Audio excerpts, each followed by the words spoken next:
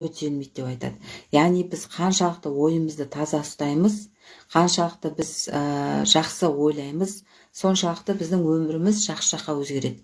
А егер сіздің ішіңізде өкпе реніш, обида, кек, реніш деген толып жатса, ішіңіздің барлығы толған негатив болса, сәйкесінше сіз жан-жағыңызға негативті шашып жүресіз.